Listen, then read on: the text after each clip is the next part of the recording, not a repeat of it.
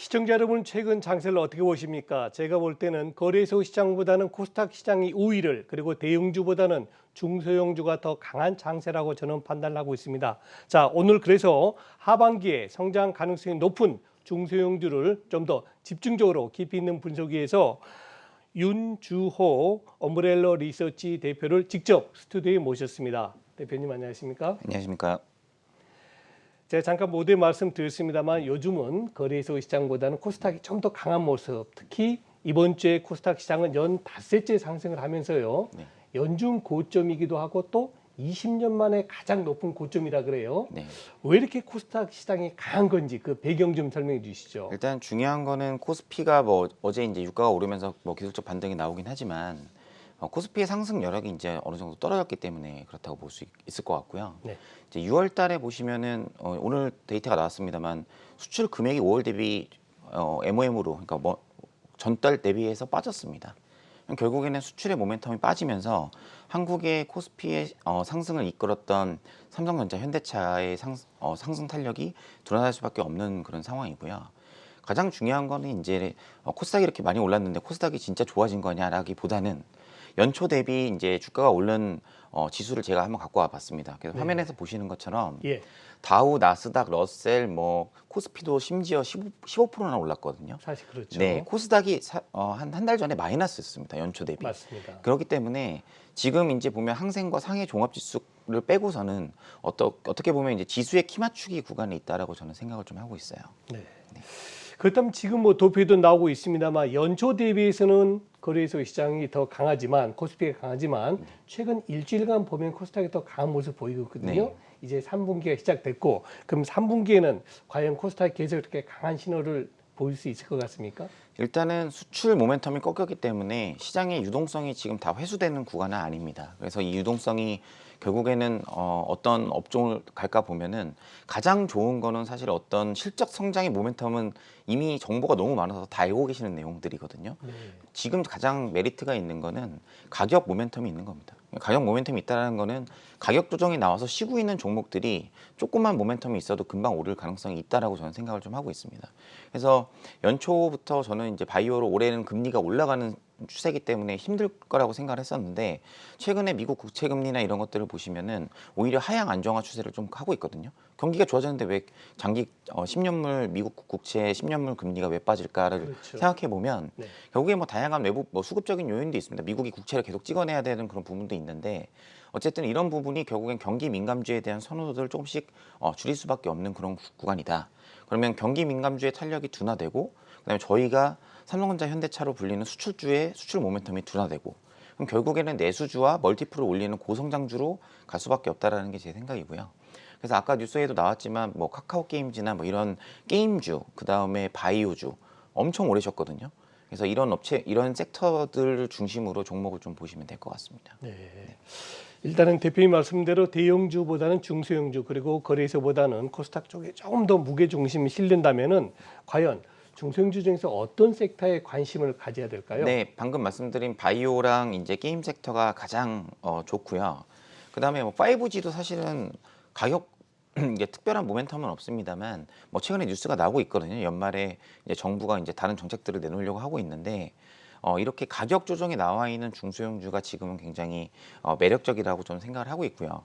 그다음에 성장주 중에서는 사실 실적주로 투자자분들이 가장 선호하시는 게 2차 전지인데 이미 좋은 거 다 알고 있고 주가도 빠진 게 없습니다. 그렇기 때문에 어느 정도 거기에서는 선별해서 투자를 하셔야 된다 이런 생각을 좀 하고 있고 그다음에 게임주로 좀 더 자세하게 말씀드리면 지난주에 며칠 전에 나왔던 뉴스입니다만 파노가 열리면서 이제 펄어비스나 이런 것들이 올랐잖아요. 그렇죠. 투자자들이 그날 음봉 난다고 생각했거든요. 근데 안 났습니다. 왜 그렇죠. 그러냐면 이제는 이런 성장주나 이런 거에 대해서 방향성을 좀 저희가 주고 투자를 좀 해야 된다라고 생각을 하고 있고 하반기 때 이미 다 아시는 신작 대여 IPO가 나오죠. 크래프톤에 대해서 지금 밸류에이션 논란이나 수급적인 논란이나 많지만 저는 빅히트랑 비슷한 흐름이 나오지 않을까 생각을 좀 하고 있습니다. 네. 예. 그리고 제가 이제 크래프톤 말씀하시니까 기억이 갑자기 딱 생각나는데요. 네. 우리 대표님 보시기에는 어떻습니까? 물론 이제 크래프톤이 지금 너무나 과대평가됐다, 금액을 좀 낮춰라 하는데 네. 이런 대형 게임주가 들어오게 되면은 정말 말 그대로 이제 게임 업종이 하나의 어떤 그 뭐 반도체나 자동차처럼 이렇게 되면서 한 번 더 레벨업이 될 가능성은 있지 않습니까? 그렇습니다. 일단은 게임주가 사실 시가총액이 그렇게 크지 않아서 그렇죠. 지수 상승을 견인하기는 좀 어렵습니다. 근데 그랬었죠. 이제 크래프톤 같은 경우에는 지금 뭐 말씀하셨다시피 이제 굉장히 크게 올라와서 기관 투자자들이 결국엔 살 수밖에 없는 이제 BM 벤치마크 플레이를 하시는 분들은 살 수밖에 없거든요. 그래서 뭐 시초에 물론 이렇게 급등했을 때 사시는 것보다는 기간 조정이 나왔을 때 사시는 게 좋은데 결국에는 크래프톤을 통해서 저희가 어떤 그 어떤 판호 취득을 통한 어떤 중국 진출이라든지 네. 아니면 저희가 요즘에 메타버스 얘기를 많이 하고 있는데 사실은 크래프톤의 아이템이 메타버스 자체거든요. 그렇죠. 예, 거기서 나의 캐릭터를 어떤 표현하는 그런 수단으로 나오는 게 결국 메타버스의 일종이기 때문에 시장에서 다른 멀티플을 또 받을 수도 있다라고 저는 생각을 하고 있습니다. 네. 일단 크래프톤의 상장은 일단 게임 업종 전반에 대해서 다시 한번 관심을 끌 수 있는 계기가 될 것으로 말씀을 하셨습니다. 자, 그다음에 이제 어제 관심도가 확 올라갔죠. 바이오. 네. 어떻습니까? 바이오가 작년같이는 안 되겠지만 이제 금년 하반기에 워낙 상반기에 좀 주가가 많이 빠졌죠. 네. 뭐 30에서 50% 빠졌는데 하반기에 바이오 업종 어떻게 보십니까? 뭐 일단은 뭐 아까 말씀드린 그런 컨셉에서 보면은 낙폭 과대이기 때문에 네. 지금 저가 매수의 여력이 굉장히 있다라고 생각이 되고요. 이제 개별 이슈에 따라서 지금 주가가 계속 움직이고 있는 것 같습니다. 그래서 네. 뭐 오늘 같은 경우는 올릭스가 뉴스가 나와서 올랐고 최근에 이제 진원생명과학 이런 업체들이 결국에는 mRNA 관련해서 백신을 국내나 하겠다. 여기에 이제 기술 개발을 하고 있는 업체들이 하나둘씩 나올 거라고 생각을 하고 있거든요. 그래서 종목들은 뭐 이미 투자자분들이 많이 알고 있는 원래 본인이 좋아하셨던 예를 들어서 지금 보고 계신 분들이 바이오주를 좋아하셨으면 그동안 굉장히 힘드셨을 것 같은데 네. 본인이 가지고 있는 어떤 종목에 대해서 저희가 흔히 말하는 물타기를 하는 전략도 굉장히 좋은 방법이라고 생각을 하고 있습니다. 왜냐하면 본인이 어떤 바이오에 대해서 좋아하셨던 부분이 지금 시장의 분위기 때문에 굉장히 소외가 됐었거든요. 네. 그래서 이런 게 다시 올 거라고 저는 생각을 좀 하고 있습니다. 제가 조금 궁금한 게 있는데요. 네. 사실은 최근에 우리 그 코로나가 또 변이 바이러스가 나오면서 진단 키트가 또 급등세를 보였지 않습니까? 네. 자, 그럼 이거는 진단 키트가 좋아지면은 백신 관련주가 주춤하고 또 반대의 경우도 있고 한데 요 대표님 보실 때는 진단 키트하고 백신 관련주하고는 어떻게 분류하는 게 좋겠습니까? 저는 사실은 좀 새로운 걸 시장이 좋아한다고 생각하거든요. 네. 이제 중소형주의 어떤 매력이라고 하면 남이 모르는 어떤 새로운 모멘텀과 기대감이 있을 때 주가가 많이 올리게 됩니다. 그렇죠. 예를 들어 진다키트 같은 경우 작년부터 벌써 저희가 3차 팬데믹을 겪으면서 많이 올랐다 내렸다 했기 때문에 네.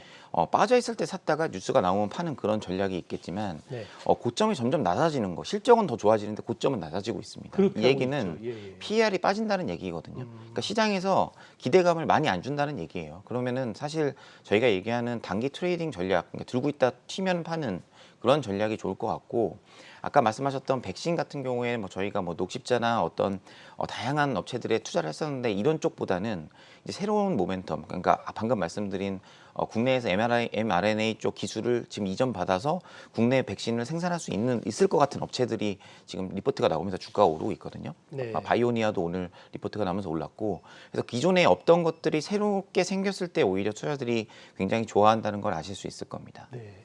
자, 바이오에 관련돼서 마지막 질문 드리겠습니다. 자, 그럼 이제 대표님께서 보실 때 2분기 실적도 괜찮게 나올 것이 기대가 되고 네. 올 하반기 때 관심 가져야 될 바이오 종목 몇 개만 소개해 주시죠. 일단은 각 업종, 그러니까 바이오도 보면은 저희가 뭐 항암 치료제, 줄기세포 뭐 이렇게 다 나눠져 있는데 네. 뭐 이미 좋아하셨던 종목이 정해져 있습니다. 사실은 보면은 뭐 ADC 플랫폼 하는 레고캠 바이오, 그 다음에 뭐 명역 항암제 쪽 하고 있는 뭐 티움 바이오, 그 다음에 뭐 올리패스, 뭐 그다음에 녹십자 랩셀 같이 줄기세포 이런 큰 기존에 저희가 좋아했던 종목들의 순환매가 지금 시작이 됐다라고 보시면 될 것 같습니다. 그리고 바이오 같은 경우 사실 실적보다는 가격 모멘텀 그러니까 많이 빠져서 다시 올라가는 그런 유동성 장에서의 어떤 그런 변화를 보시고서 투자를 해야 되고 오히려 2분기 실적 시즌이 편하죠. 왜냐하면 그렇죠. 1분기 때는 실적들이 다 좋아서 사실 좋은 거를 막 찾아서 사는 그런 구간이었다면 2분기부터는 실적이 업종별로 굉장히 차별화했고 심지어 같은 업종에서도 종목별로 차이가 많이 나기 때문에 벌써 이미 한두 달 정도 종목장이 진행이 됐던 거기 때문에 네. 2분기 내에서는 뭐 실적이 좋은 업체들은 뭐 오늘 아까 그 건설 관련돼서 말씀을 하셨지만 네. 어떤 저희가 LG 하우시스나 KCC나 이런 업체들 같이 어떤 건자재 업체들, 네, 그다음에 콘크리트 파일 업체들은 이미 투자분도 어느 정도 알고 계신 부분이라서 네. 내수주 컨셉에서 이런 건설 쪽 관련된 업체들을 좀 보시면 될 것 같습니다. 네. 자, 이제 2차 전지 쪽으로 넘어가겠습니다. 자, 2차 전지 우리가 이제 뭐 K 배터리에서 3사는 워낙 유명했고 여기에 이제 부품 장비 관련된 중소형 종목군들 네. 한번 선정해 주시죠. 네, 일단 뭐 2차 전지 좋은 거는 이미 다 알고 계시고 뭐 SK IAT처럼 큰 시가총액 큰 업체들도 PR로 보면은 접근이 안 될 그냥 방향성으로 사는 거거든요. 예, 예. 근데 이제 어느 정도 숫자로 베이스가 되는 업체를 좀 발굴했고 사실 리포트가 그렇게 많이 없는 종목입니다. 그 한국 단자라는 업체고요. 네. 이 업체는 사실 분기 실적 보고서를 통해서 어떤 실적의 방향성을 예측해야 되는데 자동차용 커넥터를 하는 업체라고 보시면 될 것 같습니다. 근데 이 네. 업체가 이제 2차 전지 커넥터로 이제 되면서 진출을 하면서 작년 2차 전지 때문에 이제 수출 쪽 관련된 데이터가 굉장히 잘 나오고 있습니다. 예를 들어서 작년 1분기 때 수출이 300억 정도 했었는데 올 1분기 수출이 800억으로 해서 YOY로 200% 이상 성장을 했고요. 예, 그래서 1분기 때도 실적을 보시면은 2,359억에 영업이익이 308억 원 정도 나왔거든요. 네. 그래서 지금 수출 데이터는 어떤 HS 코드나 이런 걸로 트래킹이 되기 때문에 2분기 실적을 대략적으로 추정해 보면은 400억 정도 나올 수 있다라고 저는 생각을 하고 있습니다. 그러면 연간으로 보면 이 회사의 어떤 영업이익은 한 1,200억 정도 수준이고 뭐 부채가 많지 않기 때문에 순이익을 1,000억 정도로 잡으시면은 시가총액 지금 1.1조밖에 안 되거든요. 네. 그래서 뭐 못해도 15배 이상은 받아야 되지 않나라고 생각을 하고 있습니다. 네. 한국 단자를 말씀하셔서 제가 차트를 잠깐 봤더니 일단 저점 기준으로 본다면 작년에 2만 원대 있었습니다. 그리고 고점 이제 11만 원까지 갔다가 지금 이제 10만 원대 중반에서 좀 횡보하고 있는 그런 양상입니다. 근데 이렇게 워낙 실적이 좋아지다 보니까 향후에 좀 중장기적으로 보면은 추가적인 상승 가능성이 높다. 그런 말씀으로 드리겠습니다. 자, 그럼 이제 전반적으로 오늘 그 중소형주에 대해서 다 포인트를 집어주셨는데요. 우리 투자자들, 일반 투자자들이 앞으로 중소형주를 투자할 때 가장 주의해야 될 점, 혹은 가장 요점만큼은 꼭 염두에 두시고 하십시오라는 조언 부탁드리겠습니다. 네, 진짜 좋은데 좋은 게 많이 알려져서 주가가 먼저 올랐다면 아까도 제가 가격을 계속 말씀드린 이유는 네. 빠져 있는데 좋은 뉴스가 나왔습니다. 이거 회사 진짜 좋은 걸까라고 생각하시기보다는 네. 사서 대응하는 게 맞는 지금 시장이고요. 그다음에 좋은데 올라 있는데 계속 주가가 스물스물 빠진다. 이런 종목들 같은 경우에는 추가 매수를 계속 하시는 어떤 투자 방법은 그렇게 좋지 않다라고 생각을 좀 하고 있습니다. 네, 정말 감사합니다. 오늘 좋은 말씀 주신 분은 엄브렐러 리서치 대표의 윤주호 대표이셨습니다. 대표님 감사합니다. 감사합니다.